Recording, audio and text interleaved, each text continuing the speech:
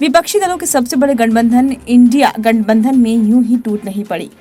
दरअसल इस गठबंधन के बिखरने की असली वजह में एक सबसे बड़ी गलती सामने आ रही है। गठबंधन में शामिल राजनीतिक दलों के कई कद्दावर नेताओं का कहना है कि सीट बंटवारे वाले मामले पर इंडिया ब्लॉक के प्रमुख दल कांग्रेस की ओर से सबसे ज्यादा लापरवाहियां बरती गई। नतीजा हुआ कि क्षेत्रीय दल सीटों के बंटवारे की घोषणा का इंतजार करते रहे और चुनाव नजदीक आते देख धीरे धीरे या तो पाला बदलते रहे या अलग होकर सियासी मैदान में अकेले उतर पड़े। केंद्र की एनडीए सरकार को आगामी लोकसभा चुनाव में चुनौती देने के लिए देश की सभी प्रमुख राजनीतिक पार्टियों ने एक बड़े गठबंधन समूह इंडिया का गठबंधन किया। इस गठबंधन में अलग अलग राज्यों के 26 दल शामिल हुए।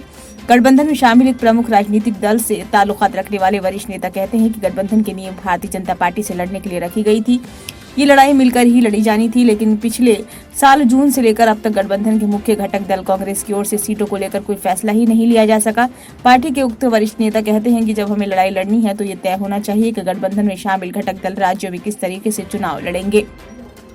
सीटों के बंटवारे को लेकर लगातार हर बैठक में आवाज उठाई जाती रही, लेकिन कुछ भी ठोस परिणाम नहीं निकल सका। गठबंधन में शामिल सियासी दल के उक्त वरिष्ठ नेता कहते हैं कि इस स्थिति में क्षेत्रीय दल मैदान में मजबूती के साथ आगे बढ़ रहे हैं। ये जरूरी है कि अब वह कांग्रेस का इंतजार न करें और अपने तरीके से चुनावी मैदान में उतरें। सियासी जानकारों का मानना है कि जून में हुई गठबंधन की पहली बैठक के बाद से लेकर लगातार हो रही बैठकों में सीटों के बंटवारे पर कोई फैसला नहीं लिया गया। गठबंधन में शामिल राजनीतिक दलों से जुड़े नेताओं का मानना है कि अगर सीटों के बंटवारे पर ही फैसला हो जाता तो शायद गठबंधन की मजबूती भी बनी रहती और चुनाव में उसके आधार पर बड़ी लड़ाई भी लड़ी जाती। लेकिन इस मामले में हुई बड़ी चूक और लापरवाही पर गठबंधन के दल एक एक कर अलग होते रहे। सियासी जानकार भी मानते हैं कि गठबंधन के कमजोर पड़ने के कई प्रमुख कारण नजर आ रहे हैं। हाल ही में इंडिया गठबंधन से अलग होकर सियासी मैदान में अकेले ताल ठोकने वाली पार्टी से जुड़े एक वरिष्ठ नेता कहते हैं कि कांग्रेस तो अपने सियासी जनाधार को बढ़ाने के लिए न्याय यात्रा निकाल रही है, लेकिन गठबंधन में शामिल अन्य सियासी दलों के लिए मझधार की स्थिति पैदा हो गई। उनका कहना है कि अगर वह अलग होकर चुनावी मैदान में ताल नहीं ठोकते तो क्या करते। पिछले साल हुए विधानसभा चुनाव के दौरान कांग्रेस पार्टी ने अपना लंबा वक्त गठबंधन की रणनीति को मजबूत करने के बजाय चुनाव में लगाया। उनका कहना है कि राष्ट्रीय पार्टी होने के नाते कांग्रेस को विधानसभा चुनाव पर पूरा फोकस करना जरूरी भी था, लेकिन जो दल उन विधानसभा चुनाव में हिस्सेदारी नहीं कर रहे थे वो किस बात के लिए इंतजार कर रहे थे? सिर्फ इसलिए कि विधानसभा चुनाव से कांग्रेस खाली हो तो गठबंधन पर ध्यान दे।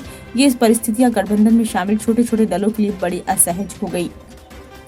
राजनीतिक विश्लेषक और वरिष्ठ पत्रकार रूपिंदर चहल कहते हैं कि कई जगह पर सियासी कड़ी तालमेल नहीं खा रही थी, इसलिए गठबंधन कमजोर हुआ। उसके अलावा वे कहते हैं कि आपसी गठबंधन के बाद भी सियासी दलों में सामंजस्य न के बराबर रहा।